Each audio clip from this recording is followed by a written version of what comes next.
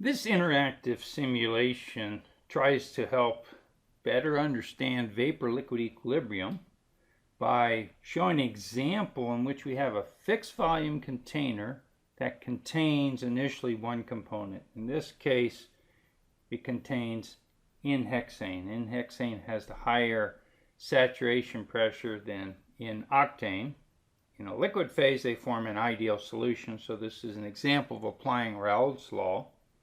But because it's a fixed volume container, we have to take into account ideal gas law and mass balances. The problem that we're looking at is we start with a container that only has one component in the vapor phase, and it's represented by this point here, in this case, pure hexane.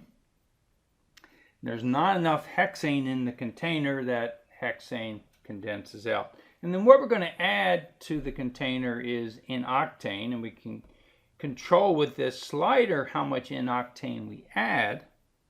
And then the simulation will determine and display in this bar graph how much liquid, how much vapor, and the colors will indicate the components in each phase. So the purple will indicate N-hexane. And the simulation has the option of changing where we start instead with normal octane and add N-hexane. It also has the option of changing the temperature, which on this pressure mole fraction diagram means we move these two curves. If we raise the temperature, they move up because the saturation pressures are increasing. And so the question is, what happens when we add N-octane to this system? As we add enough, we're going to get two phases in equilibrium, and the simulation determines what's the pressure and the compositions of those two phases by solving the mass balances, ideal gas law, and Raoult's law together. So now we'll look at the actual interactive simulation. So here we're looking at the interactive simulation, and we're starting, as I mentioned, with N-hexane in the vapor phase. And what I'm going to do is increase the number of moles of N-octane added. So that went a little fast. Let's try it slower. Notice as I add N-octane to the vapor phase, the total pressure increases because we have more moles in the gas phase. And as I continue to add more moles, we get condensation. So we have a small amount of liquid, a larger amount of vapor. The vapor is enriched in N-hexane because N-hexane has the higher saturation pressure. And as I continue to add more N-octane, the pressure is actually decreasing. And this is because our liquid phase has increasing amounts of N-octane, and N-octane has the lower saturation pressure. So the vapor phase above the mixture is lower in pressure because we have more and more N-octane in the liquid phase.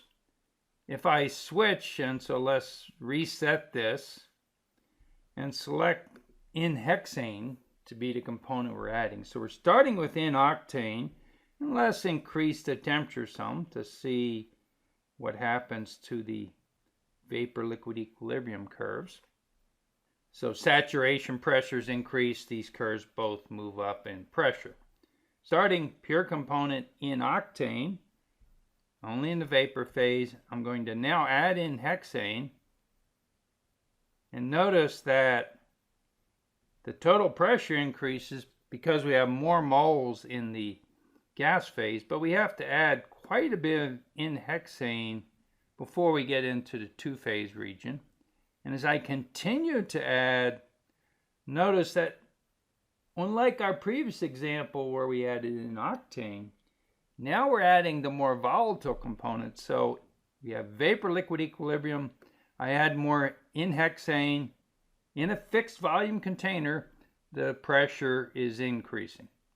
And then the relative amounts in the two phases are indicated by the bar graph. And also, when I move the mouse over, I see 5.2 is the number of moles of in hexane in the vapor phase, and then 0.27 is the number of moles of N-octane in the vapor phase, and likewise we can see the numbers for the liquid phases.